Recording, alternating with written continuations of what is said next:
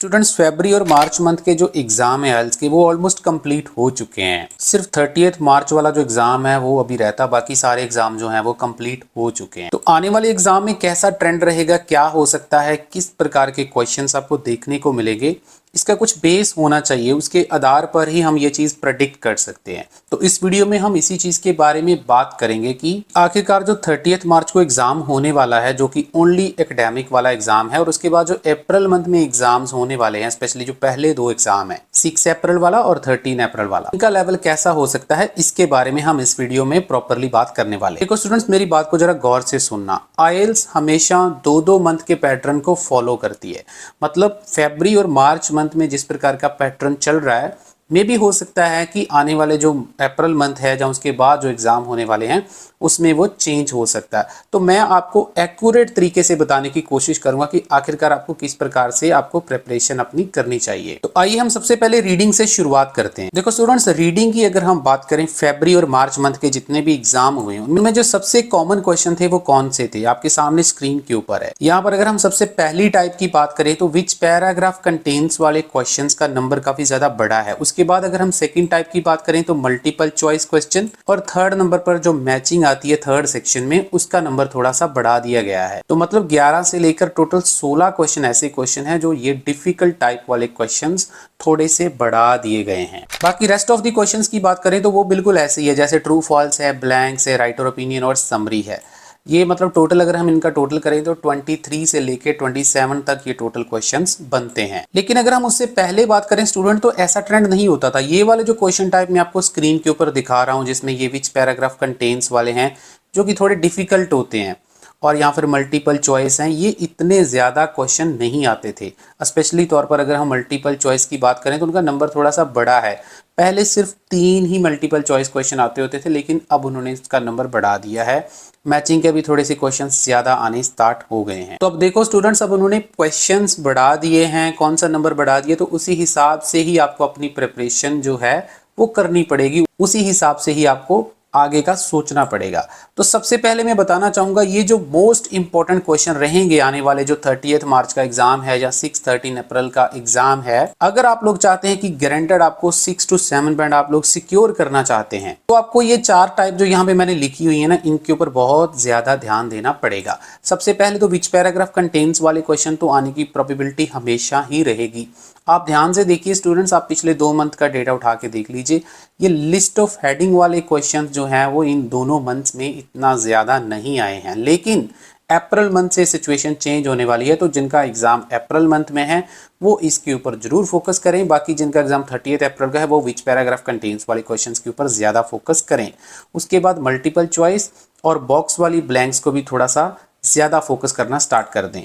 और प्रेपरेशन के लिए स्टूडेंट्स मैं आपको बताना चाहूँगा, अगर आप लोग सिर्फ कैम्ब्रिज के ऊपर ही बैठे हुए हैं कि कैम्ब्रिज से ही आपको प्रैक्टिस करना है, तो आपको इतना ज़्यादा बेनिफिट नहीं होने वाला है। क्योंकि आपने ऑब्जर्व किया होगा कि कैम्ब्रिज का जो एग्ज़ाम लेवल होता है, जहाँ उसके क्वेश्चन लेवल होते हैं, वो रियल एग्ज़ाम लेवल से थोड़े डिफरेंट होते हैं। तो मैं आप लोगों को यही एडवाइस करूंगा स्ट्रांगली कि आपको रियल एग्जाम क्वेश्चंस की ही प्रैक्टिस करनी चाहिए। अब वो कहाँ मिलेंगे, उसके लिए आप हमारे साथ भी कांटेक्ट कर सकते हैं। हम लोग प्रेडिक्शन देते हैं जो बिल्कुल रियल एग्जाम लेवल वाले क्वेश्चंस होते हैं, उसमें से प्रोबेबिलिटी बहुत ज़्यादा होती है क्वेश्चंस रिपीट होने की, पैसेजेस, जैसे कि आप लोग स्क्रीन के ऊपर भी देख पा रहे हैं। पिछले मार्च मंथ में या फरवरी मंथ में या जनवरी मंथ में, उससे पहले 6 मंथ का आप डेटा उठा के देख सकते हैं, बार बार पैसेजेस रिपीट होते रहते हैं। अब हम उसी प्रकार से लिसनिंग की भी बात करेंगे। फरवरी मार्च के ट्रेंड को समझते हुए आने वाले जो एग्जाम हैं उनके लिए कैसा एग्जाम का लेवल रह सकता है लिसनिंग का, तो आप पिछले 2 मंथ का पैटर्न उठा के देखेंगे तो यही चीज आपको जो मैंने स्क्रीन के ऊपर लिखी हुई है ना, यही दिखेगी।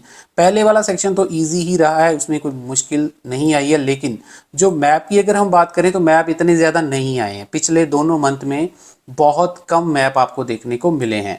उसके बाद अगर हम थर्ड और फोर्थ सेक्शन की बात करें, कोई दिक्कत तो नहीं आई है, लेकिन इनकी स्पीड थोड़ी सी फ्लुएंट जरूर देखने को मिली है। और जो फोर्थ सेक्शन है उसमें 2 वर्ड्स एंड और अ नंबर का कॉम्बिनेशन भी देखने को 1-2 एग्जाम में मिला है। अभी जो रिसेंट एग्जाम निकल कर गया था 16 मार्च वाला, उसमें हमारा एक सेक्शन रिपीट हुआ था और उसमें ये वाली टाइप भी आपको देखने को मिली थी। आने वाले एग्जाम जितने भी हैं उन सभी के लिए मैं टिप्स आपको बता देता हूँ, क्या क्या चीजें आपको करनी है। अभी जो 23rd वाला एग्जाम निकल कर गया उसमें डायग्राम आई थी, तो सबसे पहले तो मैप के ऊपर थोड़ा सा फोकस बढ़ा दें, क्योंकि ज्यादा चांसेस रहेंगे आने वाले एग्जाम में मैप काफ़ी ज़्यादा देखने को मिल सकते हैं।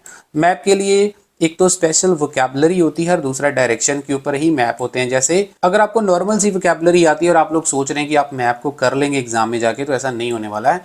मैप के लिए स्पेशल वोकैबुलरी होती है। जैसे एग्जाम्पल के तौर पर जंक्शन, अगर आप में से किसी को पता है तो प्लीज़ कॉमेंट सेक्शन में कमेंट जरूर करना है। उसी प्रकार से जैसे पेडेस्ट्रियन का मीनिंग किस किस को पता है, प्लीज़ कमेंट सेक्शन में कमेंट करना। तो इस प्रकार के कुछ अनकॉमन वर्ड होते हैं जो मोस्टली मैप्स में यूज़ किए जाते हैं, और मैप सिर्फ 3 प्रकार के ही होते हैं जो रियल एग्जाम में आपको देखने को मिलते हैं। तो अगर आप लोग हमसे प्रेडिक्शन वगैरह लेते हैं तो हम आपको साथ में ही ये सारी चीज़ें प्रोवाइड कर देते हैं, जिससे आपकी काफ़ी हद तक मुश्किल सॉल्व हो जाती है। उसके बाद जो दूसरी एडवाइस रहेगी कि आप लोग रियल एग्जाम लेवल वाले क्वेश्चंस की ही प्रैक्टिस करें। आपने देखा होगा रिसेंटली 16 मार्च को भी हमारी लिसनिंग रिपीट हुई, उससे पहले भी बहुत बार रिपीट हो चुकी। हम लोग 20 लिसनिंग्स आपको प्रोवाइड करते हैं। स्पीड आपकी 3rd और 4th सेक्शन की थोड़ी सी बढ़ाकर प्रैक्टिस करें। और अगर आप लोग कैम्ब्रिज की सोच रहे हैं तो कैम्ब्रिज की बुक नंबर 15 से लेकर 18 तक प्रैक्टिस कर सकते हैं, ठीक है, लेकिन स्पीड जरूर बढ़ाकर उसकी प्रैक्टिस करें 3rd और 4th सेक्शन की। और no more than 2 words and और नंबर की प्रैक्टिस 4th वाले सेक्शन में जरूर करके रखें। आने वाले टाइम में अगर हम राइटिंग्स की बात करें स्टूडेंट्स, तो टास्क 1 में अगर हम बात करें तो हायर चांसेस रहेंगे आपको टेबल, पाए या बार देखने को मिल सकता है, और ये कंपैरेटिव वाला होगा। ये दूसरे वाला चार्ट नहीं होने वाला जिसको हम ट्रेंड चार्ट बोलते हैं, उसके चांसेस कम रहेंगे। आपको कंपैरेटिव चार्ट ज़्यादा देखने को मिलेगा, ये थोड़ा सा डिफिकल्ट होता है। उसके बाद अगर हम टास्क 2 की बात करें, टू व्हाट एक्सटेंट एग्री और डिसएग्री काफ़ी ज़्यादा हायर चांसेस रहेंगे, लेकिन ये ट्रिकी क्वेश्चन होने वाले हैं, ईजी नहीं होगा।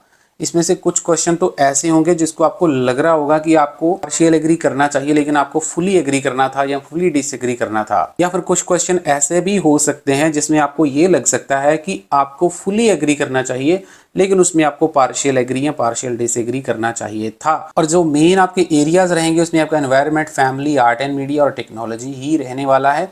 चांसेस बहुत ज़्यादा हाई रहेंगे कि आपको प्रेडिक्शन में से कुछ ना कुछ चीज़ रिपीट हो सकती है, एज जैसे कि पुराने एग्जाम्स में हो रही है। 16 वाले में भी हुई थी, आप लोग देख पा रहे होंगे स्क्रीन के ऊपर।